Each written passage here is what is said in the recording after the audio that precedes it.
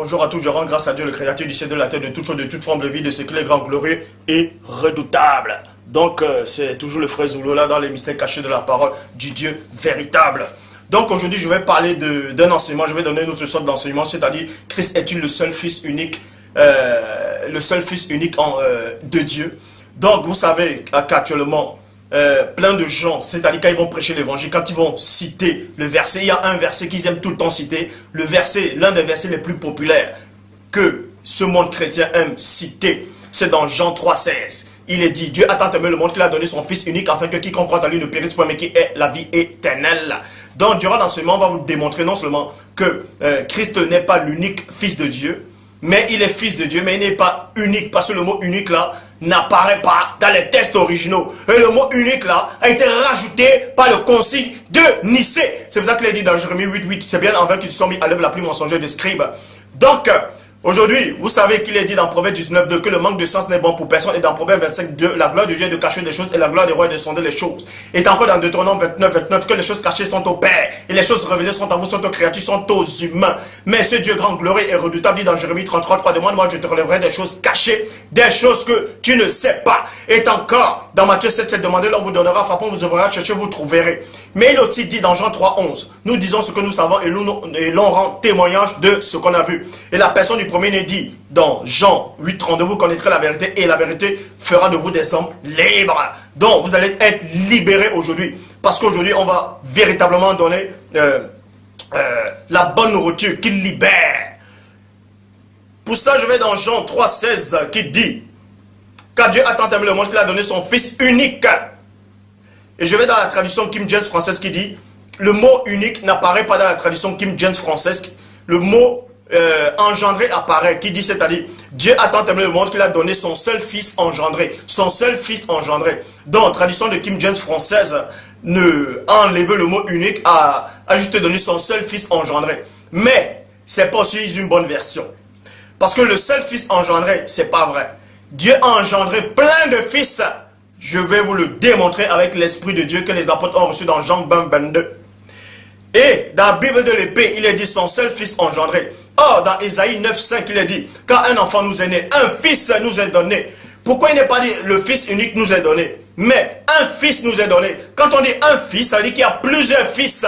Mais ce fils-là, unique, c'est-à-dire ce fils-là qui a été donné, c'est-à-dire la personne du premier-né, la personne du Christ, a été donné parce que c'est lui qui devait remplir cette fonction-là du sacrifice. C'est ainsi. Vous voyez?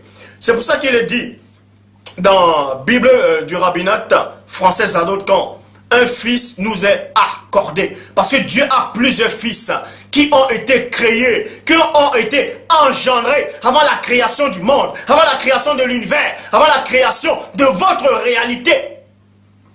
Mais parmi ces fils-là, qui ont eu une existence avant les anges, les chérubins, les archanges, trône, dignité, domination, autorité, les ophanimes, avant les puissants esprits célestes. Ces fils de Dieu là existaient déjà dans le plan spirituel, dans le monde divin. Mais parmi ces fils là, il y avait le fils aîné que vous connaissez sous la personne du Christ. Mais il n'est pas unique. Parce que si on dit qu'il est le fils unique, Dieu n'aurait pas d'autres fils. Mais par contre, Dieu a d'autres fils. Donc on va donc vous révéler aujourd'hui, c'est qui les fils de Dieu? Parce que vous savez qu'il y a plein de versions qui disent que les anges sont fils de Dieu. Nous allons donc voir si les anges sont véritablement fils de Dieu. Moi, on sait qu'un fils de Dieu, c'est quoi?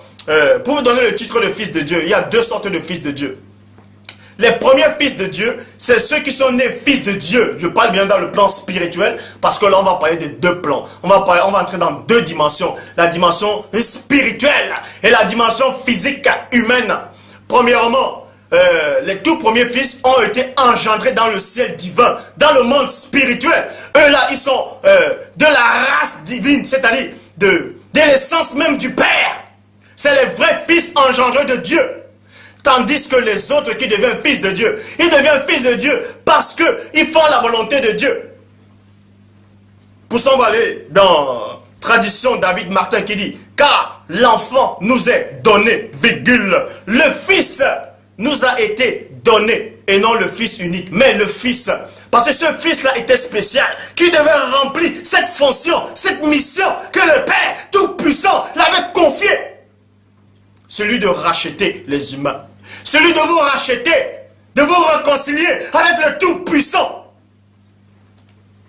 Pour ça, je vais dans Hébreux, chapitre 1, verset 1 à 2, qui dit « Après avoir autrefois à plusieurs reprises, de plusieurs manières, parlé par les pères et les prophètes, Dieu dans les derniers temps nous a parlé par le Fils. » Vous voyez, dans la version Louis II 1910, il est dit « Dieu, dans ces derniers temps, nous a parlé par le Fils, virgule. » Quand vous lisez cette version, vous allez sûrement comprendre que quand on dit le Fils, il est le seul Fils unique. Non, il n'est pas le Fils unique. Il est Fils, mais pas unique.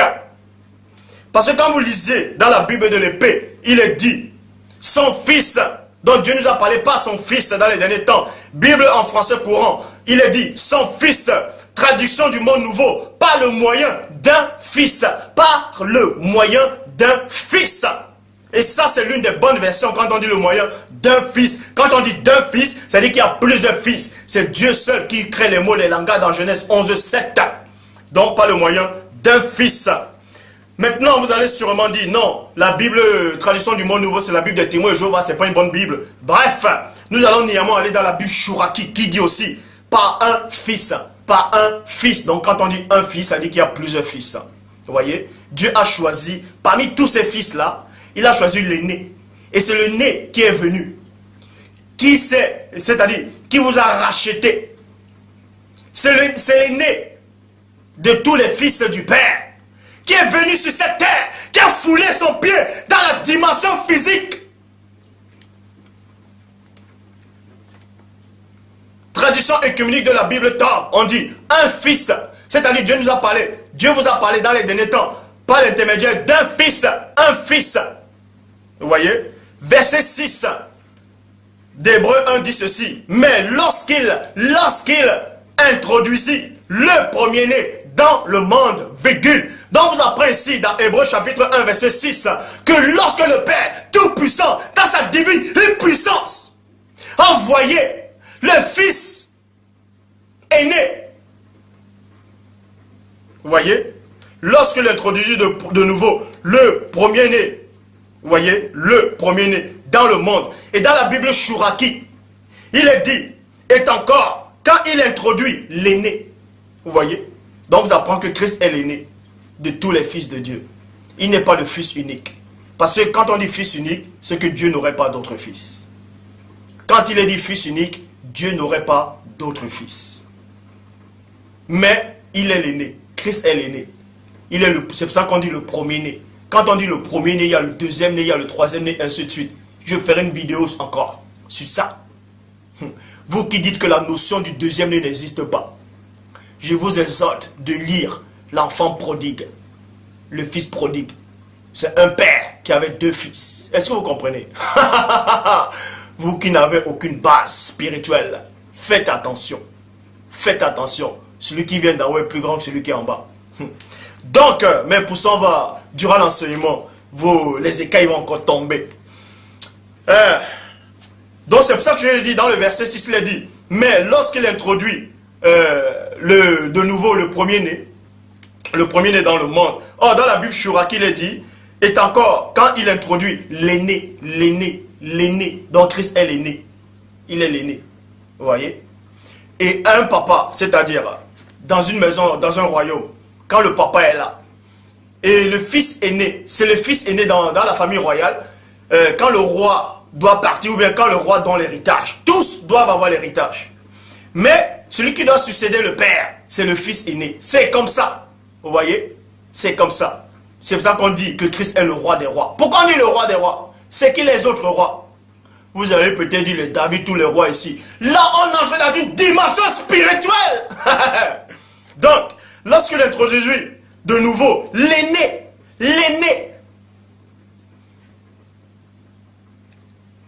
et comme je dis encore, dans une famille royale, là, ou bien dans une famille tout corps, quand il y a des petits frères, des autres fils, et quand l'un des petits fils, c'est-à-dire l'un des fils a un problème dehors, qui c'est qui va se déplacer?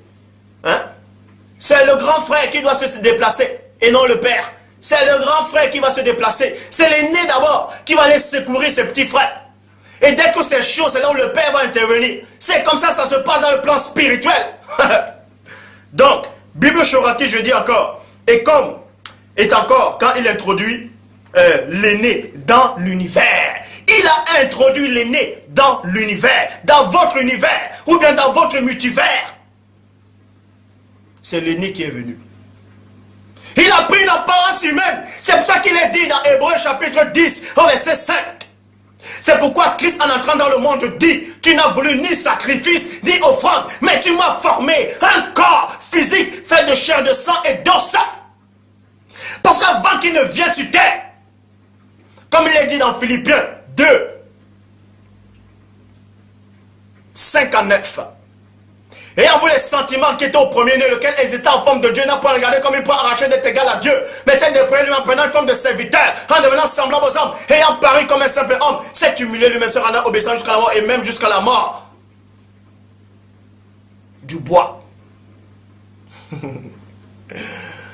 Et même jusqu'à la mort du bois. S'est humilié lui-même, s'est rendu obéissant jusqu'à la mort. C'est pourquoi aussi, le Père Tout-Puissant l'a souverainement élevé, en lui donnant un nom qui est au-dessus de tout nom, afin qu'au nom puissant du premier-né, tout genou ou fléchisse dans les cieux, sur la terre, plus bas que la terre, et que toute langue lui confesse qu'il est Seigneur à la droite de Dieu le Père. Est-ce que vous comprenez une chose? Le mystère, c'est que quand le Père Tout-Puissant a créé les essences célestes,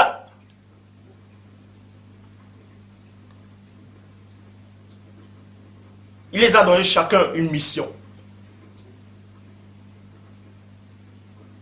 Chacun a eu sa mission. Chacun a eu son épreuve.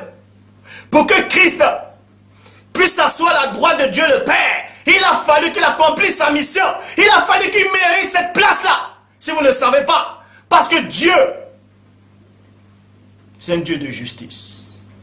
Donc pour tous ceux-là qui disent, non, Dieu a créé les anges au ciel. C'est normal, les anges sont plus heureux parce qu'ils voient Dieu. Non. Ils ont eu les missions, ils ont eu les épreuves à eux. Est-ce que vous savez cela? Mais bref. Durant l'enseignement, on va vous montrer c'est qui les premiers qui ont été créés, premièrement. Parmi les premiers en tout cas. Pour ça, je repars.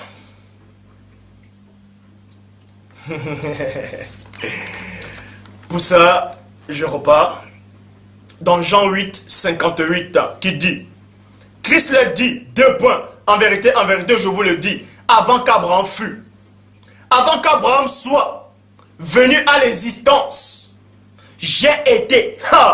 Plein de gens maintenant vont lire ce verset et vont dire, non, Christ a dit, que avant qu'Abraham fût, je suis. Et parce que, soi-disant, l'ange du Père a s'est adressé à Moïse en disant, je suis, vous dites qu'il est Dieu le Père. Il n'est pas Dieu le Père. Il n'a jamais été Dieu le Père. Il ne sera jamais Dieu le Père.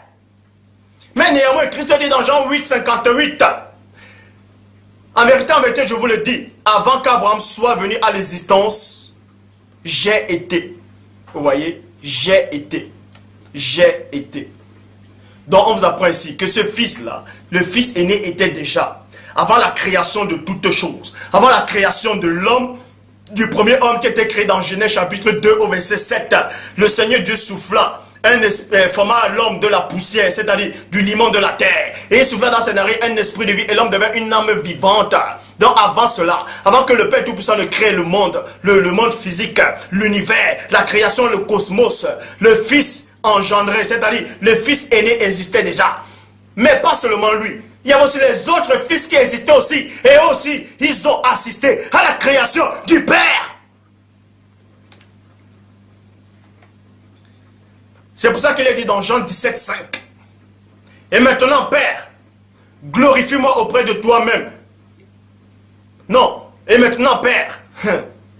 Et maintenant, Père, glorifie-moi auprès de toi. Donne-moi cette gloire que j'avais auprès de toi avant les origines du monde. Auprès de toi. Il n'a pas dit à ta droite.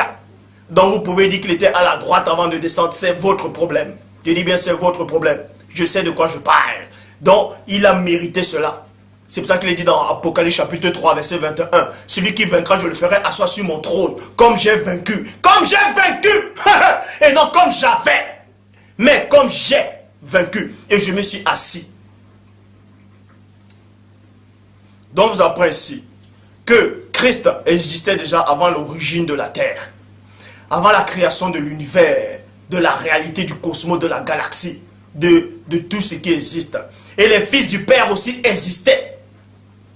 C'est pour ça qu'il est dit dans Job, chapitre 38, au verset 4. Le Père s'adressait au travers de son esprit à la personne de Job.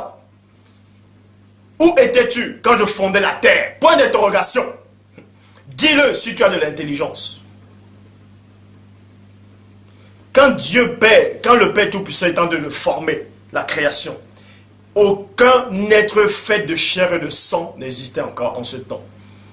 Les toutes premières créatures, je le dis, je répète et je pèse mes mots, les toutes premières créatures physiques que le Père, que mon Père a créées, ce sont des reptiles, ce sont des dragons, ce sont des monstres marins, c'est le Béhémoth. Vous voyez cela dans Genèse chapitre 1 au verset 20.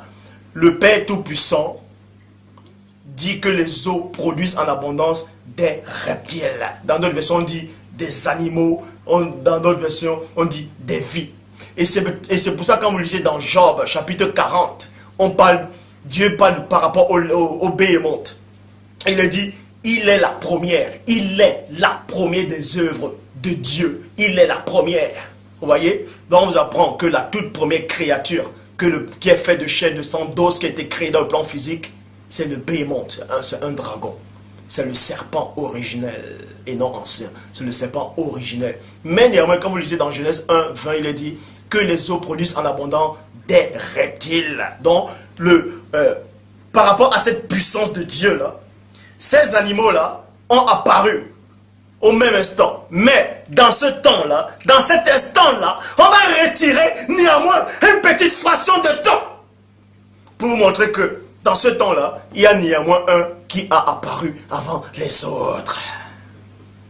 Et c'est aussi le cas avec les fils de Dieu. Ils sont venus à l'existence. Mais en venant dans l'existence, il y a néanmoins un qui est l'aîné, qui est sorti avant eux. C'est pour ça qu'on dit que Christ est l'image, est le premier-né de toute la création.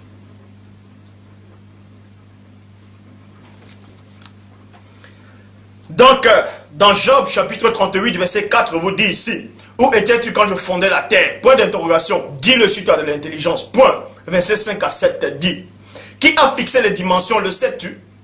Ou qui a étendu sur elle le cordon? Sur quoi ces bas sont-elles appuyées? Point d'interrogation. Ou qui a posé la pierre angulaire? Ou qui a posé la pierre angulaire? La révélation ici maintenant c'est quoi? Parce que Dieu dit dans Job 33, 14 il passe pendant tantôt d'une manière, tantôt d'une autre et l'on n'y prend point garde. Mais prenez néanmoins garde. Qui a posé la pierre angulaire? Alors, qui a posé la pierre angulaire? Alors que les étoiles du matin. Alors que les étoiles du matin. Ces étoiles-là, ce n'est pas les astres, c'est-à-dire les étoiles que vous voyez là, non. Parce qu'en ce temps, les étoiles n'existaient pas encore. Les étoiles ont eu naissance selon la Genèse. Dans Genèse chapitre 1, verset 14. Vous voyez?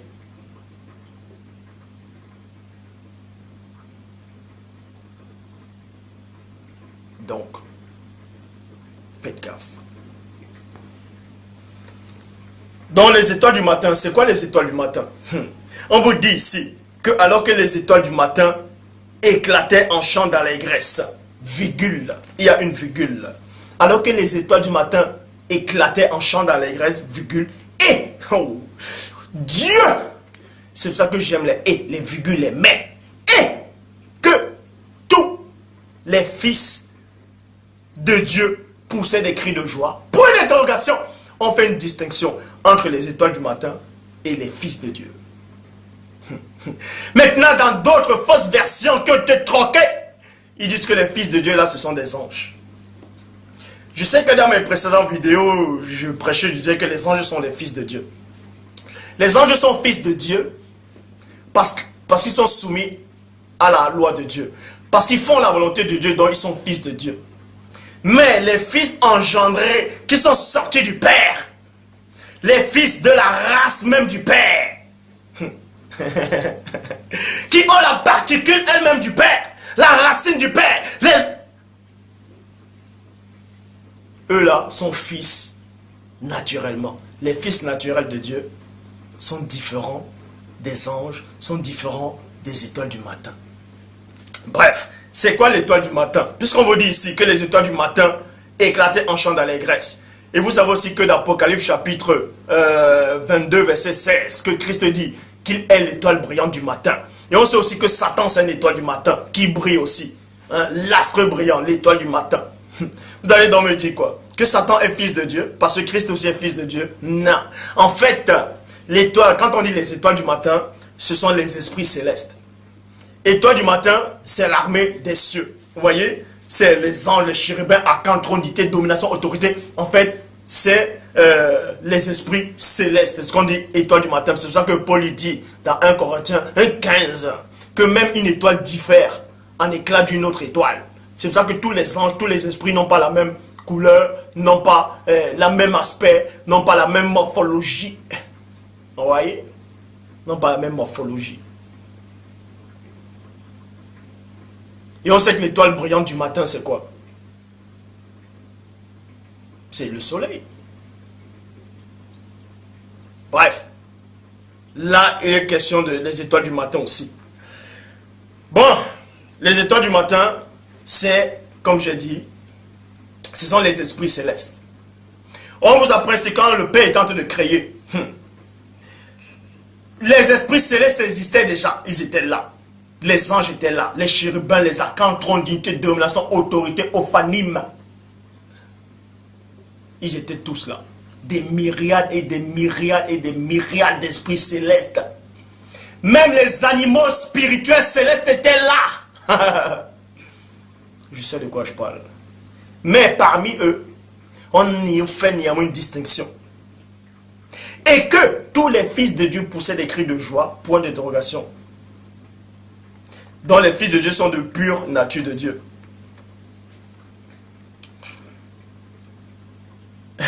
Dans d'autres versions, on dit que, toujours dans Job 38, on dit que les anges de Dieu poussaient des cris de joie. Ce n'est pas une bonne traduction.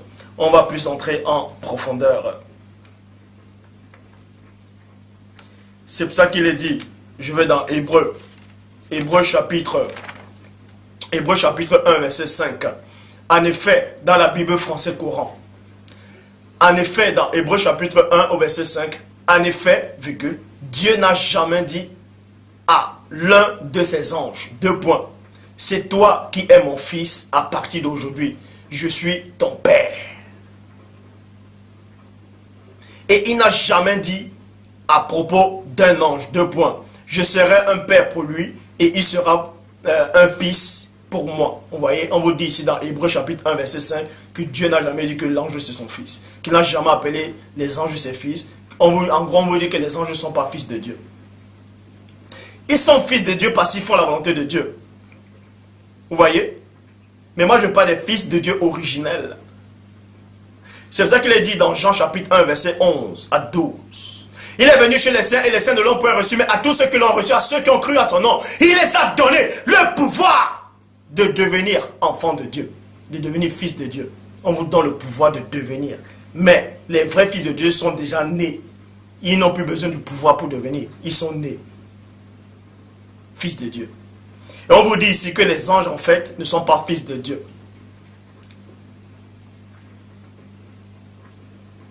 Ils ne sont pas fils naturels de Dieu, en fait. Néanmoins, ils sont fils de Dieu parce qu'ils font la volonté de Dieu. Ils sont soumis à Dieu. Mais ils ne sont pas fils naturels de Dieu. Moi, aujourd'hui, Christ est fils naturel de Dieu. Le deuxième né est fils naturel de Dieu. Mais on va vous parler des autres fils naturels de Dieu. C'est le but de l'enseignement.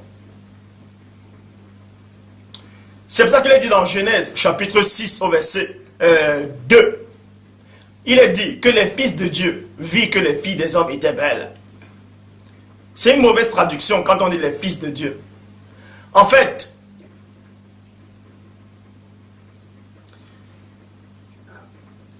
quand on dit les fils de Dieu, il y aura une confusion pour ceux qui ne comprennent pas. Certes, les anges sont fils de Dieu parce qu'ils sont soumis à la volonté de Dieu, parce qu'ils aiment Dieu, ils font la volonté de Dieu. Mais ils ne sont pas fils naturels de Dieu.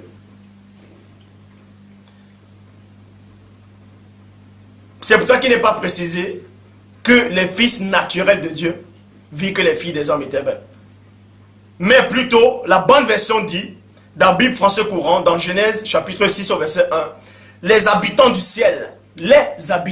ciel, constatèrent que les filles étaient bien jolies et qu'elles en choisirent pour les épouser. Mais des gens qui n'ont aucune notion, aucune base, disent que les anges sont descendus. Ils étaient esprits, ils ont couché avec les femmes en tant qu'esprits. si vous ne le savez pas, vous restez tranquille. Les anges ont pris des corps humains, ils ont couché avec des femmes. Je le sais. Donc, dans la Bible français courant dit, les habitants du ciel constataient que les filles étaient bien jolies et qu'elles en choisissent pour épouse. Tradition, Fab Olivet dit, or, les êtres émanés d'Elohim, lui les dieux, influence spirituelle. Vous voyez, dans Job, chapitre 1, verset 6 dit, rappelez-vous, plutôt dans Jude, chapitre 1, verset 6, pour vous montrer que, en fait, dans Genèse, chapitre 6, au verset 2, ne sont pas les fils naturels de Dieu, mais plutôt les anges. Parce que si les anges sont fils naturels de Dieu, c'est que Christ aussi est un ange. Or, Christ n'est pas un ange. C'est pour faire la distinction. Quand on va aller dans Jude, chapitre 1, au verset 6, qui dit, rappelez-vous, là c'est dans la Bible français courant, rappelez-vous, les anges qui ne se sont pas contentés du pouvoir qui les était accordé et qu'ils ont abandonné leur propre demeure, Dieu les garde dans l'obscurité, d'en bas, définitivement enchaînés pour le grand jour du jugement.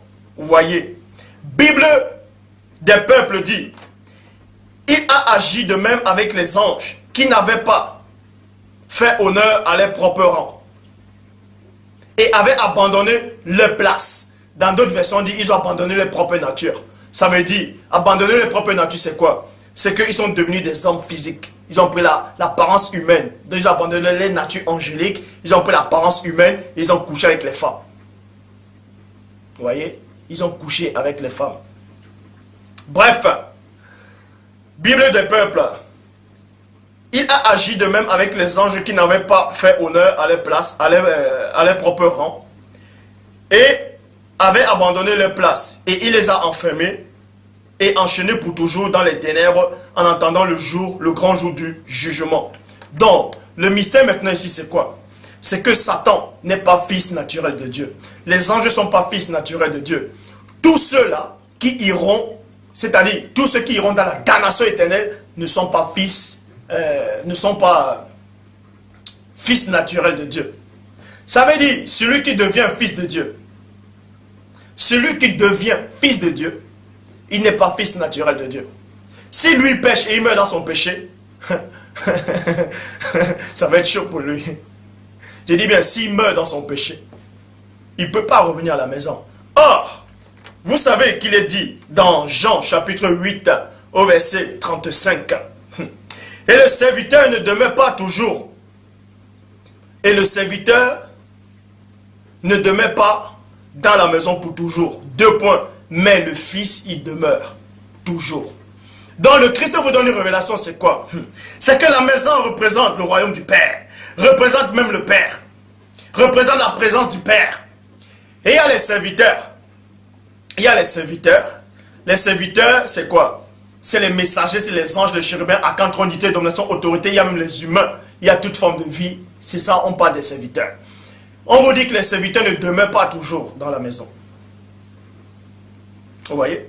Donc le mystère c'est quoi? C'est qu'on va bien analyser ces phrases, on va entrer à l'origine, en profondeur. Les serviteurs ne demeurent pas toujours dans la maison. C'est pour ça que Satan était un serviteur. Avant sa chute, quand il était encore le chérubin jadis, il était un serviteur. C'est pour ça qu'on dit les messagers, les serviteurs. Il n'a pas demeuré éternellement à la maison. C'est pour que les parents, les propos du Christ prennent vie. Le serviteur ne demeure pas toujours, mais le Fils lui demeure. Ça dit que les vrais fils de Dieu, je dis bien, les fils naturels de Dieu, doivent demeurer dans la maison, peu importe ce qui se passe. Là, vous voyez ça dans la traduction King James française. Et le serviteur ne demeure pas dans la maison pour toujours, mais le fils y demeure pour toujours. Bible du semeur. Or, un esclave, on va dire serviteur, un serviteur ne fait pas partie de la famille, virgule. Dieu! Oh, j'aime les révélations. Un serviteur ne fait pas partie de la famille. Ça veut dire qu'il n'est pas le fils naturel de Dieu. Un fils, virgule. Un fils. Vous voyez, et non le fils. Mais si on dit le fils, c'est que Christ serait le seul fils. Mais un fils, ça dit que Dieu a plusieurs fils. Mais un fils, lui, fait partie pour toujours. Donc, on vous montre encore que Dieu a des fils. Et ces fils-là ont été créés bien avant toute vie. Et parmi ces fils qui ont été créés avant toute chose, néanmoins, il y a un qui a été... parmi tous ces fils qui ont été engendrés avant toute chose, néanmoins, il y a un qui a été engendré avant tout le reste. C'est celui qu'on nomme le Christ, le premier-né. C'est l'aîné de la famille. C'est pour ça que vous pouvez vérifier dans Luc, chapitre 15, versets 11 à 32. On parle de l'enfant prodigue, du fils prodigue. Le fils est sorti de la maison. Il a demandé au père son héritage. Et il était le fils naturel du père. Il a demandé son héritage. Il est sorti. Il allait commettre la débauche. Mais il a dit en lui-même, oh, chez mon père, il y a les maçonnaires. Au moins, ils sont bien. Tiens, je vais aller et je vais prendre la place du serviteur. Quand il est revenu, est-ce qu'on l'a mis dehors? Non. Tout l'héritage qu'il avait dépensé, le père lui a encore redonné. Puisque le père a fait la fête. Parce qu'il est dans la famille. Il revient dans la famille. Dieu châtie ceux qui l'aiment. Et il dit que son jugement commence d'abord dans sa maison. Dans sa famille. Si un mercenaire faisait n'importe quoi, il partait et ne revenait plus à la maison. Mais le fils, lui, il est revenu. Et c'était le deuxième fils. Vous qui dites qu'il n'y a pas la notion du deuxième né, vous êtes complètement dans la confusion. Hébreux chapitre 12 au verset 18 dit, vous, vous voyez, parce que dans Hébreux 12, 18, plein de gens lisent ce verset, ils ne comprennent pas. Mais on va vous éclairer avec l'esprit du Père que les apôtres ont reçu dans Jean 20, 22.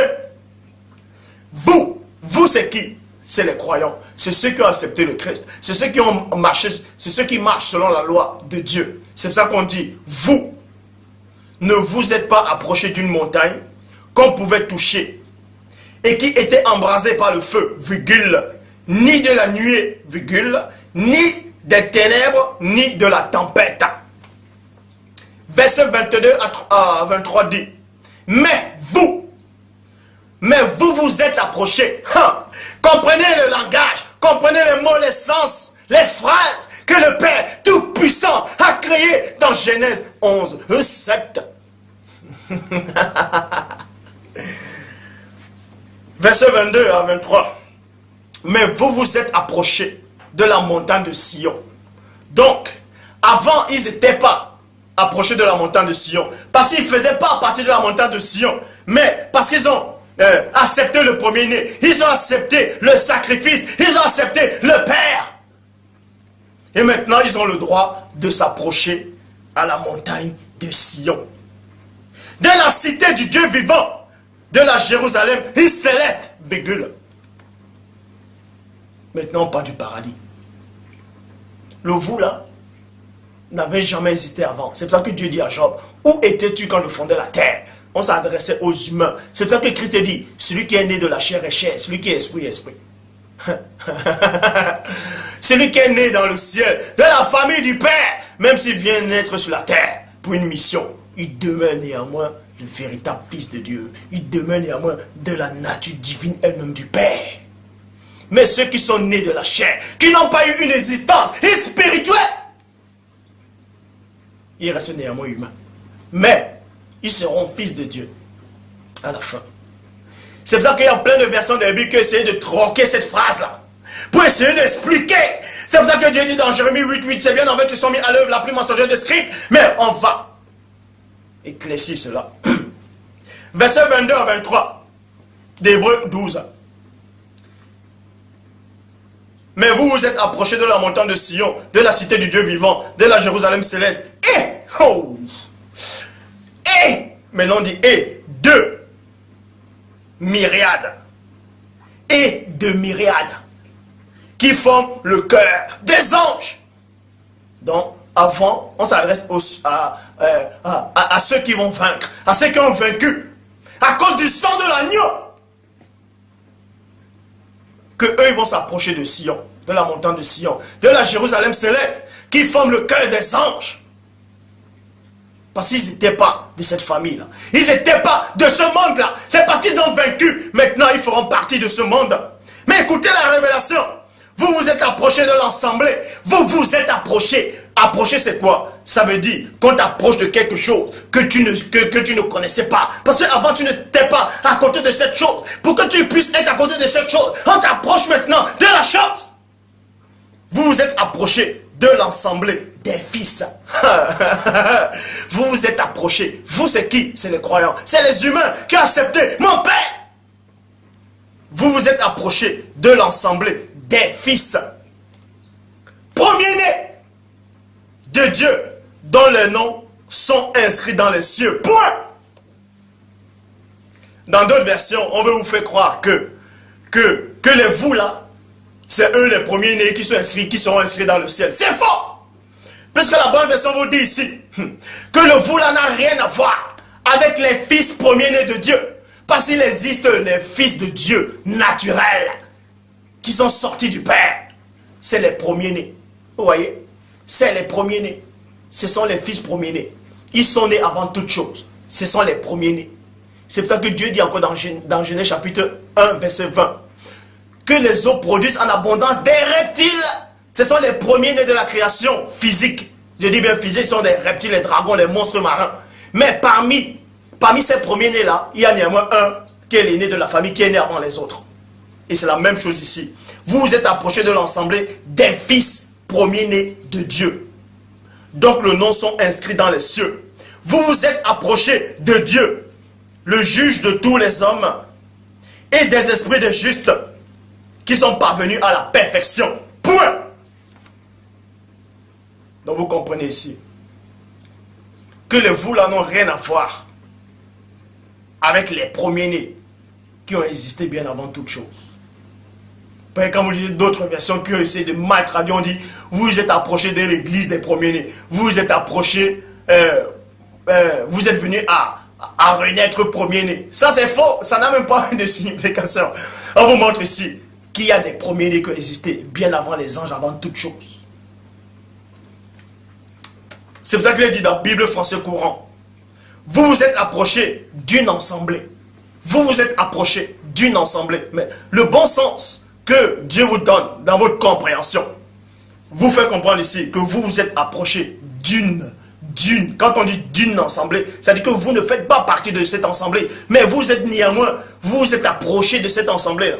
Vous vous êtes approchés de l'assemblée, en fait, celle des fils premiers-nés de Dieu. Et plein de gens maintenant vont dire non, ces fils premiers-nés-là, ce sont des humains qui vont ressusciter en premier. Ça, c'est faux. Vous allez donner des versets où on dit Israël est mon premier-né. On s'adresse ici, ce sont des choses spirituelles.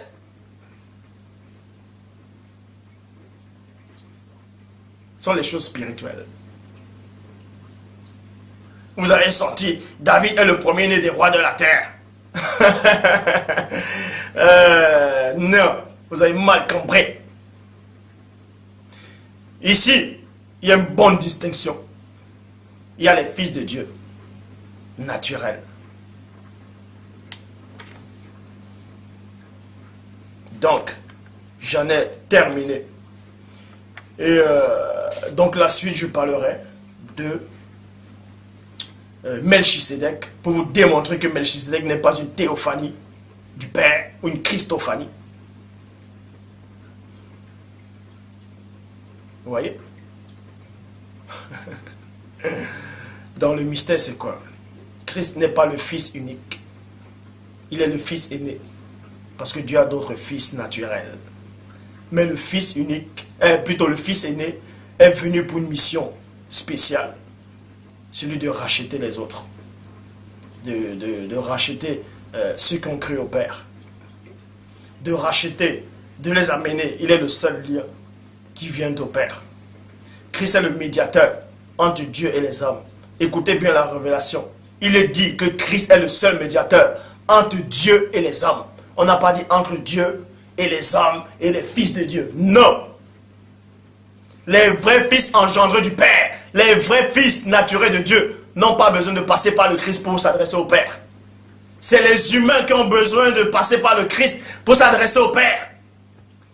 La parole dit, Christ est le seul médiateur entre Dieu et les hommes, et non entre Dieu et soit les anges, soit les fils naturels de Dieu. Est-ce que vous comprenez? Donc chaque fils de Dieu a sa mission. Le premier-né est venu.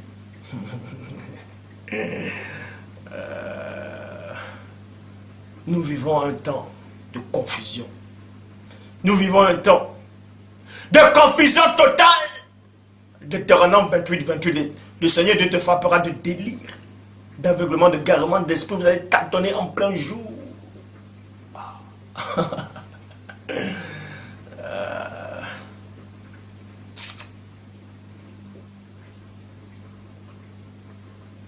Donc, si quelqu'un vient ici, il dit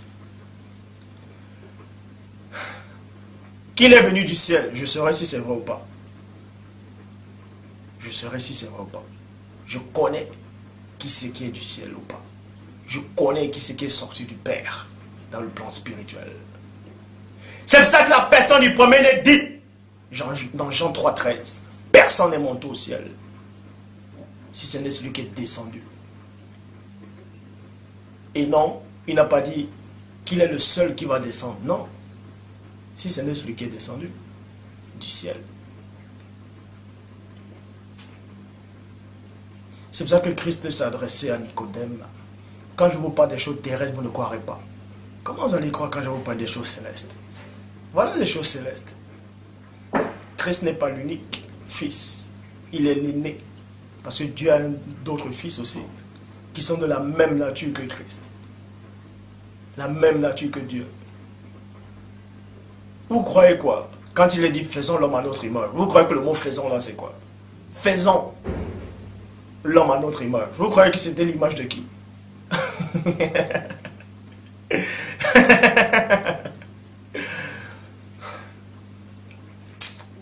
Donc, les paroles que j'ai prononcées depuis que je fais des vidéos sur YouTube, Dieu m'a montré qu'il y a une brèche qui s'est ouverte. C'est pour ça qu'il y aura des fausses doctrines qui vont arriver bientôt. Il y aura des épreuves. Il y aura toutes sortes de doctrines bizarres, occultes. Mais le Père m'a envoyé pour déraciner les épines du malin. C'est pour ça que Satan dit à Christ pendant la tentation, si tu es fils de Dieu. Parce qu'il savait que Christ était fils de Dieu, l'un des fils de Dieu. Mais lui, il ne se considérait pas comme fils de Dieu. C'est pour ça qu'il a dit, si tu es fils de Dieu. Il aurait pu dire, s'il était fils de Dieu, il aurait pu dire, si tu es fils de Dieu comme moi. Ou bien, si tu es fils de Dieu comme moi j'ai été. Non. Mais je tiens à vous rassurer. Je tiens à vous rassurer. Il y a un seul sauveur. c'est le Christ. Il n'y en a pas deux. Il n'y en a pas deux. Peu importe ce qu'on vous dira. Même si l'un des fils naturels de Dieu vient, il vous dit, adorez-le, n'acceptez pas. Parce que Christ lui-même n'a jamais dit de sa bouche qu'il faut l'adorer. L'adoration ne revient qu'au Père, tout seul, point barre. Mais Christ, elle, est le seul médiateur entre Dieu et les humains. Christ est le seul chemin pour arriver vers le Père. C'est-à-dire le seul chemin par où les humains doivent passer. Les anges n'ont pas besoin de passer par ce chemin pour arriver vers le Père, ni les fils naturels de Dieu. Mais c'est les humains qui doivent passer par ce chemin, par cette vérité et par cette vie.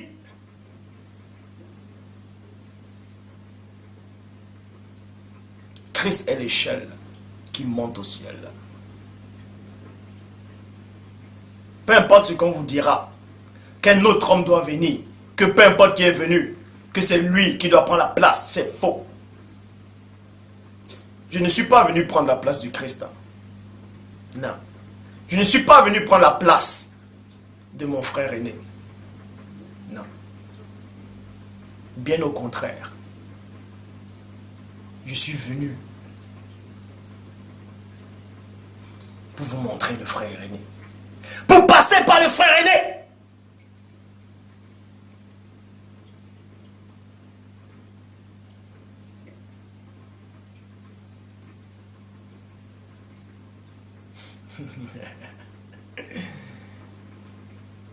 Donc, les prochaines vidéos, je parlerai de Melchisedec. Et vous verrez que Melchisedec a eu une naissance physique. Il était accouché par une femme. Parce que les fausses versions que tu troques vous disent que Melchisedec n'a ni commencement, ni fin, ni généalogie. Non, ça a été mal traduit. Point bas. La bonne version dit que l'écriture ne parle pas de sa naissance. Ne pas parler de la naissance de quelqu'un, ça ne veut pas dire qu'il n'a jamais eu de naissance. Bref, que le Père Tout-Puissant soit glorifié. J'en ai terminé.